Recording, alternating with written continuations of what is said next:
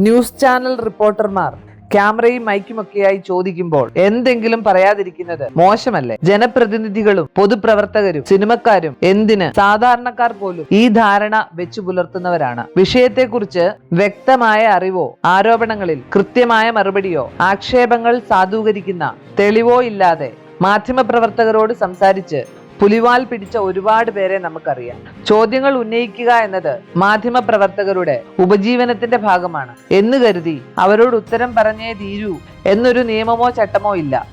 തികച്ചും സുരക്ഷിതമായി സംസാരിക്കാൻ കഴിയുമെന്നുറപ്പില്ലെങ്കിൽ സൗഹാർദ്ദപൂർവം നോ കമന്റ്സ് പറഞ്ഞ് അവരെ ഒഴിവാക്കുന്നതാണ് വിവേകം.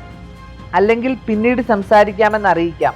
വാർത്തയ്ക്ക് വേണ്ടി അല്ലെങ്കിൽ ഫോളോ അപ്പിന് വേണ്ടി അവർ ചോദ്യങ്ങൾ ആവർത്തിച്ചുകൊണ്ടേയിരിക്കും. അത് ചിലപ്പോൾ നമ്മളെ അസ്വസ്ഥരാക്കും. പക്ഷേ അപ്പോഴും സമചിത്തത കൈവിടാതെ രോഷപ്രകടനം നടത്താതെ സ്വയം സുരക്ഷിതരാവാൻ കഴിയണം. ഓരോ വാക്കും ദുർവ്യാഖ്യാനം ചെയ്യാനിടയുള്ള കാലത്താണ് നമ്മൾ ജീവിക്കുന്നത്. ക്യാമറയ്ക്ക് മുന്നിൽ സംയമനം പാലിക്കാനാവില്ലെങ്കിൽ, നാവു പിഴയ്ക്ക് സാധ്യതയുണ്ടെങ്കിൽ പറയാനുള്ളത് സ്വസ്ഥമായ ഒരിടത്തിരുന്ന് സ്വന്തം സമൂഹ മാധ്യമത്തിലൂടെ ലോകത്തോട് പറയാവുന്നതേ ഉള്ളൂ. അവിടെ നിന്ന് മാധ്യമങ്ങളും എടുത്തുകൊള്ളും. പറഞ്ഞ വാക്ക് പലരും തിരിച്ചെടുക്കാറുണ്ടെങ്കിലും അതുണ്ടാക്കുന്ന പരിക്ക് എന്നും നിലനിൽക്കുമെന്ന് മറക്കരുത്.